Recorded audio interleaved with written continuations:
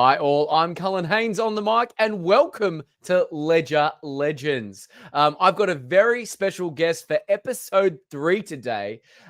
Joining me live here in Sydney has had over 25 years in the finance realm and is here to ensure that everyone is empowered in their financial game. He's the Chief Financial Officer of Neosmo. And a very dear friend of mine. Could you please make very welcome the one, the only, Mr. Conor Keenan. How are you, Conor? I'm all the better for that introduction there now. Thanks very much. We don't mess around when it comes to introductions, Conor. You know that. To be sure, right? Yeah, I'm just sorry you mentioned the 25 years. I'm not mad about that. It does seem like yesterday. But you started when you were in primary school, you know? Yeah, that's the one, yeah. No, well, I wanted to ask the question that everyone is probably asking. Chief Financial Health Officer at Neosmo, what does that mean, and what is happening in your world right now in a nutshell? Yeah, so I've traditionally, my background, as you're aware, I'm effectively a chartered accountant. I qualified with Ernst & Young back in the day in Dublin, and then I came out here to Australia pretty much thereafter, and I've worked in a lot of different roles. All the way from finance manager, from financial accountant, finance manager, and then progressed my career very fortunately in a number of quite senior finance roles up to CFO. And then my latest role is as Chief Financial Health Officer. And I am making that distinction because that's an area that I'm quite passionate about and where I'm guiding the company Neosmo for the future. I think the financial health area will be a lot more prominent moving forward to make the distinction from pure financial. Absolutely. And what does it mean to be financially empowered or, empowering financial health? What does that mean to you, Conor? So what it means to me basically is that people need to pay a lot more attention to their financial health. They need to own it. Traditionally, when you talk about finances, it's all just about how much money you have or whatever you have in dollar terms. And your financial health is a more encompassing passion of mine in the sense that it covers various things. What does financially healthy mean? You have to get a balance right in your life about having the right lifestyle, your health, your physical health. And it's all correlated with your financial well-being as well. So in a package, financial health to me is all about you having a very healthy lifestyle and being happy. That's great, and it's all the more important to be happy, right? That's the main thing. I think it was John Lennon. His teacher asked him in school, "Oh, what do you want to be when you're older?" "Oh, I just want to be happy." "Oh, I don't think you understand the question." And he said, "I don't think you understand life." That's it. Funnily enough there, the name of the company we run, Neosmo, it actually means better in Viking. And that's the kind of logic behind it. Just help people continually get a little bit better, a little bit healthier as they progress through life. Fantastic. I would suggest everyone joining. This is Conor Keenan, leading CA. Put your questions in the comments. Shout out, show us some love. Put your thoughts, queries, concerns in there because we are beaming live on YouTube, LinkedIn, Facebook, Twitch, X, TikTok over here. We want to make and Instagram live. So we want to make sure we all get a lot of value out of here because you don't get this kind of brain power on the mic very often. So thank you so much again for your time there, Conor. I'd like to ask you a little fun question. How would you describe your life so far using just film titles? Yeah, so that's a great question. There's probably lots of movies that spring to mind. The one that I first went to is probably Rocky. Just how cool. Life throws a lot of hits at you, and it's just about how you stand up and keep going. And the other one that resonated there was Sliding Doors. I suppose there've been a number of Ultra. Yes. Yeah. Well, just in terms of probably some major events in my life, and my life could have taken a different path at so many times. But I suppose ultimately the biggest sliding door for me was coming to Australia 24 years ago. Okay, very good, very good. Oh, I love that. I love that whole concept of all the choices we make. Right? It's quite interesting, especially the financial choices you make as well, with everything going on in your life. Oh, well, absolutely. Well, they're critical to everyone. Very good, very good.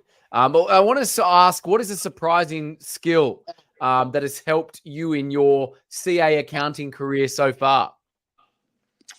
Probably empathy and the ability to listen to people and hear what they're saying. But I mean, definitely empathy.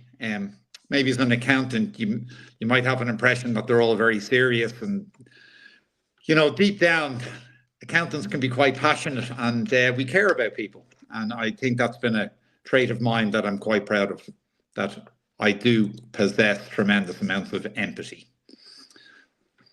You definitely do. Having had a few coffees and lunches with you, definitely high EQ, I'd say, as well. You're able to relate to the other person, sit them down, and put you in their shoes, which I think is a rare skill. And I wonder if that kind of helping people and that EQ sparked your interest in accounting originally. Is that what got you into it?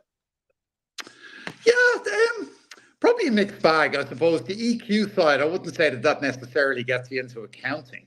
I think when I initially thought about a career in accounting, obviously I was in school. It was, I think I was just good at maths and accounting at that time in Dublin, where I went to school in a town called Swords. And got to remember, I was made bank manager there when I was 15. There within the school, and it just kind of set me on a path. I wouldn't say empathy was the first thing that springs to mind when you're good with numbers. But as I said, it's definitely helped on that journey. Oh, absolutely. And what is the financial health checks that you do for people when someone comes to you with why do they reach out to you? Is it the high net worths, like the people in my network? Is it those that are struggling to make ends meet right now? Like, tell me a little bit more. I'd like to dive into that so people can get as much value as possible. Yeah, so it's a very interesting area. So it's that financial health impacts everyone. Financial health, and it covers everyone. Effectively, from individuals who are asset rich, income poor. At the moment, one of the areas that is of particular interest are people who are struggling to repay their mortgages. That's very prevalent at the moment. I view financial health in terms of Nias Mo is a financial doctor, and we're basically going in there helping people review their financial situation. Then we look at how we can help them improve, and then moving forward, we'll keep on tracking how they're going or monitoring how they're going. So ultimately, the review is the initial piece of work. You meet your doctor, and we review you. And each person is an individual, and each person has their own characteristics, their own little things going on financially or physically that make them different. So it's not something that a bot can ever do for you. You need that initial interaction to understand someone's financial health. And it's only when you understand that, Cullen, that you're able to actually advise them properly as an individual. There's a lot of bias out there. There's a lack of independence in financial circles. So it's very important as a doctor to keep an eye on the person, because you're actually caring about the person. And that's a trait that's very important. And that's what we're trying to emphasize here with Nias Mo. Nias Mo is independent. We don't have a bias. We're genuinely in there. You can trust us. We're independent, and we're looking after your health and welfare financially. So as we say in Nias Mo terms, we want to make you better and stronger. I love that. And prevention is better than cure, right? When you get to the all too late part, you want to be helping people before they get to that, to lack of a better term, sick financially, right? Yeah, well, I mean, you're helping people all the way along. People worry about their finances, I think, throughout their whole life. It doesn't matter how much money you have. I mean, often you're still not technically happy. People can be very strong financially, but I don't know, maybe they have a couple of mental weaknesses or something going on. You know, you can never have enough money, so to speak, but it definitely helps with people. But people worry about their finances maybe a little bit too much at times. And it's important to get the balance right there, to have a good lifestyle and to be physically healthy. It's all very intertwined there as well. There's no point being financially strong if you're not physically healthy. Yeah, it doesn't work. And we find a very, very high correlation actually there with our clients between people who are financially fit with being physically fit as well. It's kind of a no-brainer. No, it The makes infinite sense. health loop. Good. And how does the doctor yourself unwind after a particularly tough day? What do you do not only to exercise but to rest? Yeah, well, I'm a very good sleeper now. I've kind of transitioned to the 5 a.m. club, which is a bit difficult. I'm not the happiest person at 5 a.m. in the morning, but I like to get my exercise out of the way in the morning. I like to kind of supercharge my day. I'm very lucky where I live. I live over in the eastern suburbs here in Sydney, so it's very easy for me to go down to Coogee or whatever and get my training done in the morning. I find that sets me up for a great day. If I don't get the chance to train in the morning, I'll invariably unwind after work by doing something along those lines too. I have a couple of young girls to keep me busy as well. And yeah, I like to get a good balance in my life, to be honest, Cullen, there. I'm very fortunate living here, as I said, in Sydney. I've got good friends, good family, good people around me that keep me grounded. You need that. But you definitely do, my friend. You definitely need that around you for sure. And I'd love to ask, with everything going on in your life, are there any passion projects? Maybe Neosmo is a passion project, but anything you can share with us that you're working on right now that we can get a little bit of spill the tea on? That's a hard one. Neosmo was definitely very consuming at the moment because it's got such it's got so big so quickly. It's incredible. So to try and contain that is hard. Passion projects, without being narcissistic there, it's probably kind of taking care of myself as well. Because if you don't take care of the core, nothing else around you works. Specific projects that I'm passionate about, physical fitness for people, getting a balance right in their life, helping promote that, helping promote people to be a little bit happier about their finances. It's not all about money. Try and, get a balance right. Don't beat yourself up about what you haven't done. Look at your opportunities. Look at the lifestyle you have. Look at the lifestyle you want to have. Just keep on trying to make people a bit better. That is my true passion at this point. No, I think that's important. That's important. I think when people look back, it's all about, I guess, the legacy you leave. So I like what you're saying about the putting your own mask on first, because if you don't do you and look after you, you can't give the value that you do to other people, your family, etc. I think it's very easy to get caught in the trap of looking after everyone else, and then you only look after yourself at the end, right? Completely. And I suppose this is the journey of life, Cullen. I've made a lot of mistakes where maybe I didn't take enough care of myself. And to be honest, a lot of circumstances, family, etc., around me suffered as a result. So it's probably taken a few reality checks for me over the years to make me realize, well, you do have to be a little bit selfish at times to be better for the people around you and have more impact in your life. So well, that's definitely passionate on that front. Where do you see the finance and accounting profession in 10 years there, Conor? Yeah, so that's a great question. So there's an awful lot of change happening out there at the moment, Cullen. I used to be chairman. Thankfully, my time here, I'm honoured that I was made chairman of the Irish Chartered Accountants here in Australia. Are you Irish? For a number of years. No, there's no need to be racist. Be careful. So I've had a very strong background here with the Chartered Accountancy of Ireland, and we have very strong links with the Chartered Accountancy of ANZ as well. They're all part of the Global Accounting Alliance. So we're very in tune with the accounting networks here. So very proud to be an accountant. It's a very different role, a very different profession now to the one that I would have entered. In terms of, it's a true partnering role when you're a chartered accountant these days. Yes. You can't just be the steady Eddie, keep the lights turned on anymore. That's gone, but that's been evolving for a number of years at this point in time. But at this point, what's happening is that all accountants now are a bit scared by AI. Like, it's something that has to be harnessed out there, because too many people at the moment, think it's going to go get rid of their job or whatever, impact them negatively. But it's actually the opposite if you harness it. And I think it's a great opportunity for the accounting profession to modernize.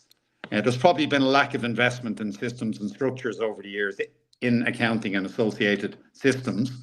And I think that perception has now changed. So accountants are moving quickly with the times.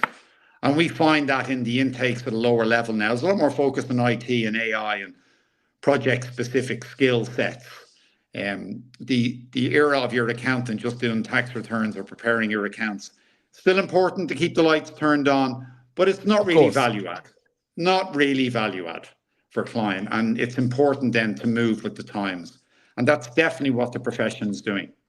And that's very important as well, particularly at a graduate intake level, because what a lot of graduates and what people would have studied back in the olden days around accounting and finance, and actually the same in law, it's evolving in the intake and what you need to know, what value you can bring in a role and how you can have a fulfilling career. That's fundamentally shifting, and it's shifting quickly.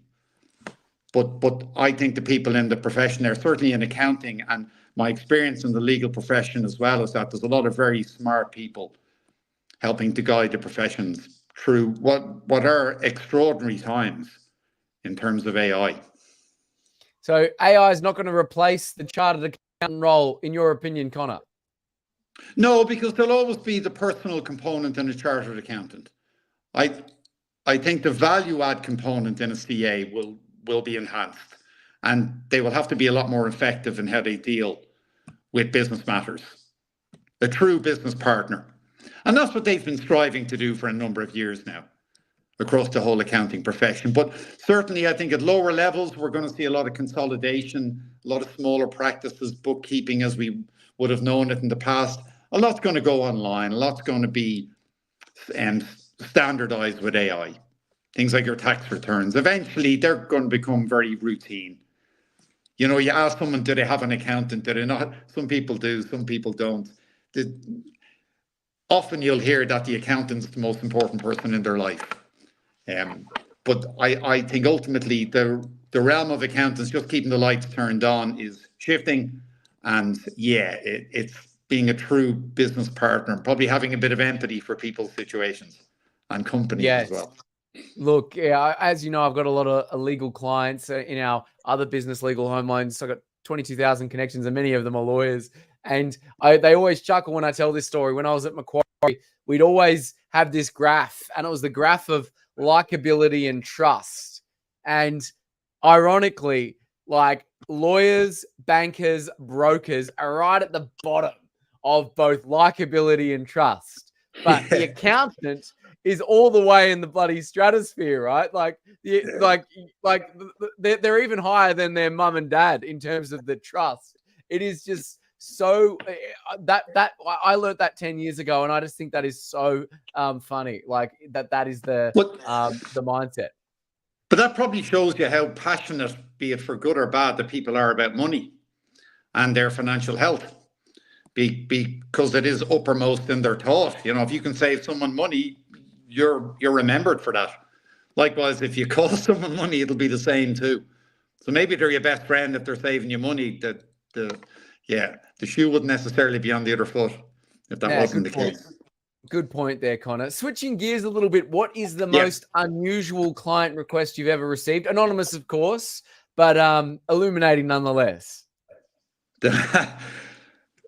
Well, I mean, that's obviously quite a direct question. I probably can't answer that one honestly. But the most unusual request, every request is unusual, I suppose. But ultimately, how can I make money? Yeah. That might sound simple. That might sound simple, but it's not. No. It reminds me of that story about the gentleman who keeps on praying to God to, let me come into 100,000. Please let me come into 100,000. And God responds, said, buddy, you can at least buy a lottery ticket. You got to actually do something, right? There's got to be some action invested in the marketplace. Yeah. I think often when they ask questions, they think that you have a crystal ball. At the end of the day, a lot of our observations as accountants, a lot of our predictions, whatever, they might be based on raw data and observations in the market, but like we can't predict the future. We can only, I suppose, guide people on that journey. But I mean, ultimately, yeah, accountants aren't fortune tellers, but they can certainly help you improve. No, absolutely. Do you believe in that Orwellian, he or she who controls the past controls the future? Absolutely, yeah. Be aware. Be aware. Be aware. I love that. Who has been the most influential mentor to you in your life, Conor, and why? I probably have a few. I think your parents are obviously very important mentors. I think my dad was a very important mentor for me, just in terms of his resilience. Maybe I never told him enough back in the day. Also, an important mentor for me was my Uncle Brian. He was a Maris priest. He was my dad's brother.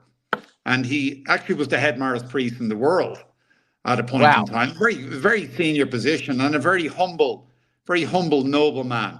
A very smart man. I always had a lot of respect for him. So yeah, I would have to view him as a very strong mentor. I like to think that a lot of me is due to him, basically. Oh, I'm sure wherever they are, they're watching. That's a very personal response, by the way. I probably shouldn't. No, I think so. Thank you for sharing that. Thank you for sharing that there, Conor. I think that's really special.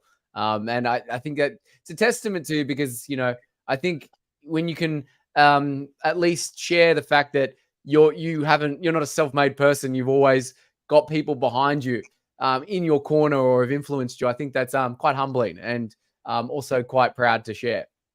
Yeah. That's cool. What would you like to see change? You can be as honest as you want in accounting right now. What would you like to see change in the profession?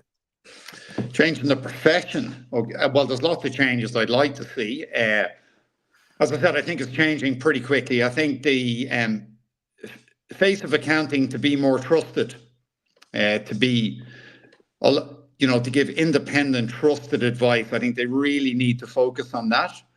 I think in Australian circles, one area that's going to be a lot more prevalent, and it's already filtering through, is to hold people's hands now, because there's a lot of Australia's in recession. There are a lot of people are doing it tough out there. A lot of individuals all the way up the food chain, across multiple companies, multiple business sectors. There is a massive recession happening, and when you couple that with the impact of AI and the tremendous change and fundamental shifts in wealth around the Australian society as well, and that you have very much a two-tier market going on here. Yeah. With like generational wealth out of property and an obsession with property. And then behind the scenes there, you have the lower and middle class there, the mortgage belt, if you call it, that are really struggling out there at the moment. And a lot of small and medium businesses as well are really in trouble. And there's nowhere to really turn at the moment to get help. Where is the mortgage belt, if you don't mind me asking, Conor? Like, for those that don't know. So the mortgage belt, that's a very generic term, but basically a percentage of, when you look at any particular suburb, the percentage of people in that area that might need a mortgage to buy a house or an apartment or whatever they want. I think if you look at the demographics of Sydney, for example, a lot of the more, every suburb is affluent now based on the way property has gone. But I think a lot of the more affluent areas, be it the eastern suburbs, North Shore, wherever, Balmain, whatever it is, people have a lot of wealth in those suburbs. And what tends to happen, because prices are so high, is that the actual percentage of people in those areas that need mortgages is quite low, or lower than average. If you take it that 1 in 3 has a mortgage, the propensity of people in the high wealth areas would be lower. And then if you go out to other suburbs where there's a higher percentage of mortgages, which just happens to be out west, the new growth suburbs in Sydney, a lot more people have mortgages, and a lot more people there are struggling financially with all the recent changes, with interest rates and affordability of mortgages and lifestyle choices they have to make to pay a mortgage, because it's challenging, very challenging. And certain metrics there now, Cullen, they're not even been talked about. When you look at the two-tier economy, in Australian terms, Australia is like, it's a big enough dot, but it's a dot in the global world. I mean, there's 26.3 million, 27 million, I believe now, people in Australia. You know, there's over 300 million in the US. There's 1.3 billion in China. Like, Australia's bigger. The world is bigger than Australia. The property market and the wealth dynamics here have gone a bit mad at the moment. People maybe need to take a step back at times and question what they're doing. That's probably a bigger discussion. But ultimately, sorry, to go back to your question on the mortgage belt. Yeah, the mortgage belt is specific. It's more a reference to suburbs and areas where there's a higher propensity of people with mortgages. Because at the moment, there's a very strong correlation with that and people who are financially stressed, where a very high percentage of their salary goes in paying a mortgage. The global average is anywhere from 25 to 30% of your salary should go to a mortgage. And then if you can afford more, great, you pay down the capital in a mortgage. It's a very noble way of saving over time. Traditionally, that's been the way, you know, get a mortgage, pay it off as quick as you can, because you could. Maybe if you were paying 25, 30% in interest and fees, if you could maybe pay 50% of your salary, great. You were paying down your mortgage. And that's been a traditional way of people saving money and getting ahead in life. The problem we have now, and I'm seeing it every day with people I talk to, is that people suddenly are going from paying 2%, on average, 2.5%, let's say, on $1 million mortgage. Yes. To paying 7%. Yes. Plus capital. So the percentage of their income they're paying isn't 25 to 30% anymore, it's 60. So 2/3 of what they make is going and just paying interest and fees on a mortgage. So they're under a tremendous amount of pressure. They don't have the ability to repay mortgages or the capital component of mortgages. And they're having to make lifestyle choices that are difficult.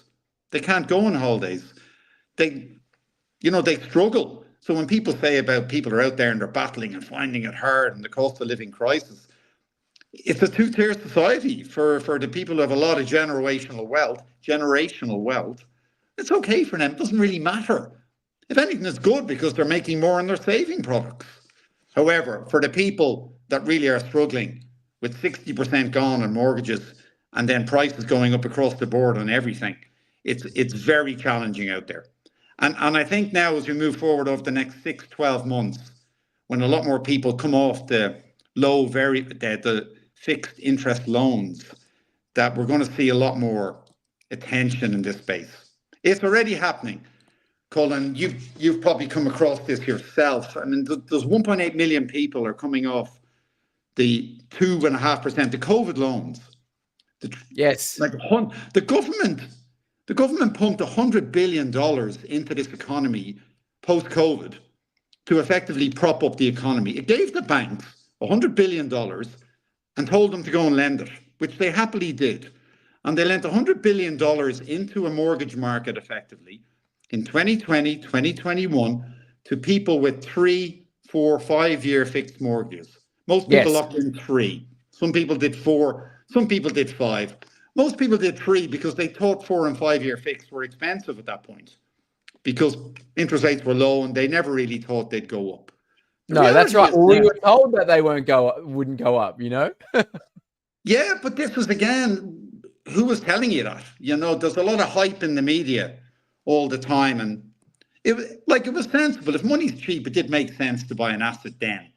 But as the people are just struggling now because no one anticipated rates back then to go from 2% to 7%, where they are now. And that is really, really hurting people. And that's causing financial distress out there across the board. You're right. Great cogent points you make there, Conor.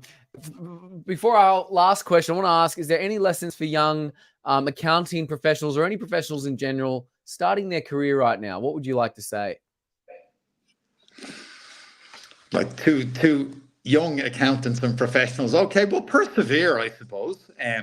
There with it, it's a very noble profession to be an accountant, to be a lawyer, to have a profession behind you is very noble.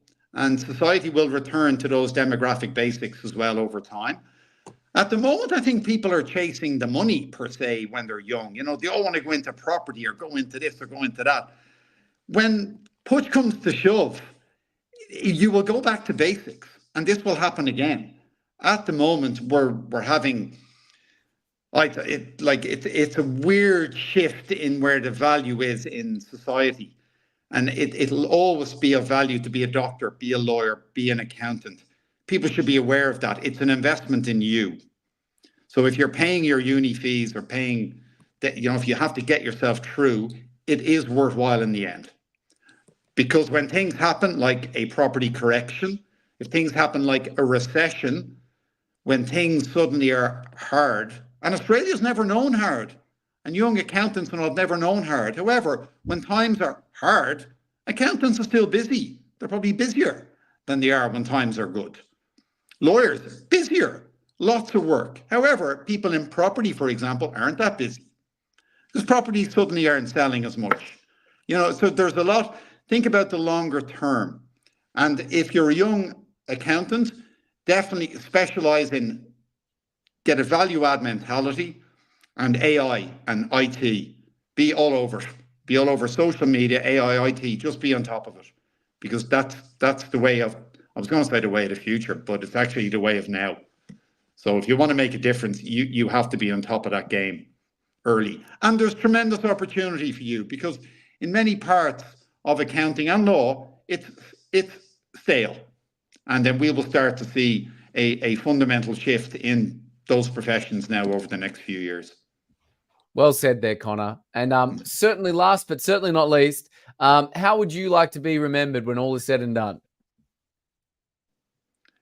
When all is said and done, well, I want to be remembered as somebody that probably made a lot of mistakes, trying to bounce back from them, and just continually tries to get a little bit better. And I want to be remembered for the company Nias Mo, which is dedicated to empowering people's financial health, to help them get better in an independent and trusted manner. I would love to have that legacy, but ultimately get better, get a little bit better every day.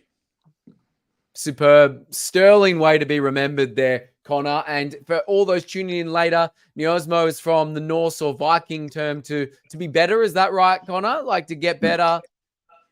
That's correct. Yeah. Niosmo, better and stronger. Better and stronger. Absolutely. And talking about better and stronger, if people want to get better and stronger and financially fit, where can they reach out to you? Where are you hanging out the most, Conor? So we hang out in a few areas. Obviously, we're in Sydney. We're online. So go online to niasmo.com. Get a financial health check. We do financial health checks now across the whole spectrum, from individuals all the way through to corporate. And it's adding value across so many different dynamics. It's not funny. It's scaling so quickly. And it's brilliant because the market there at the moment, it needs people in there helping them. People need financial doctors. And the sooner you own your finances, the better. Because people have been hiding behind this. In 6 months' time, everything will be okay. Interest rates will be low. They won't. They're not moving anywhere in a hurry. Tax breaks are going to come and everything will be fine. We're getting a massive $75 a quarter energy rebate. So the federal government is tackling the cost of living crisis head on. The reality is they're not. So people need to own their finances. People are not going to hand you money. You need to make changes, and you need to make changes now for your own financial health. So I put the link in here, niosmo.com, free financial health check from Conor and the team. Please jump on board. I'm going to bring you back for some bonus questions there, Conor, but it's been absolutely fantastic having you on the Ledger Legends show, episode 3. Thank you so much for all the gems and nuggets that you've dispelled today, mon ami. Fantastic. And thank you very much for your time today. And have a great week, guys. All the best. Thank you there, Conor. And if you are a Ledger legend or know someone who is and you'd like to get in touch and potentially be on the show, chartered accountant, actuary or analyst, please get in touch. We come out every Wednesday. Thank you for tuning in. And we come out with our podcasts on Apple, Spotify, and wherever else you like to dive in and listen. Thanks so much, everyone. Take care. Bye for now. Bringing you back, Conor, we got a couple of bonus questions for you, mon ami. How would you explain your role as an accountant to a 6-year-old? As to a 6-year-old, I'm the numbers guy. Nice. But that is simple. You're the numbers guy. There you go. Cool. I'll put food on your table. Come on. That's it. How would your pet, if you have one, or past pet, describe you? Affectionate. Oh, there you go. Very nice. Very nice. And to close out our stream, bonus, main parts, and otherwise, this is a bit of a nice retrospective question and quite introspective as well. If you could give yourself advice at any age, go back in time and give yourself advice. What age would you go back and visit yourself at? And what would the specific advice be for Conor Keenan back in the day?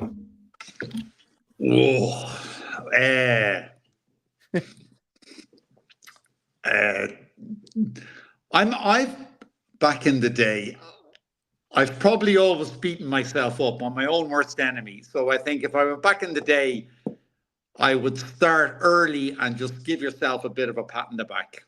Just keep going, get better. Don't beat yourself up all the time.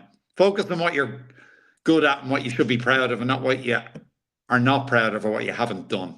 Just keep getting better. Revel in you. Be who you are, because everyone else has already taken it. I love that. There's always room for improvement with everyone. That is so true. That is so true. Thank you so much again, Conor. Please follow Conor on the socials and go and visit. I'll bring back that website as well. It's neosmo.com, and get your free financial health check from a true chartered accountant champion, and take and empower yourself and your family. Bye for now, everyone. Thank you for joining in on this Wednesday Ledger Legends stream. Thanks, you, Cullen. Thanks, guys. Pleasure.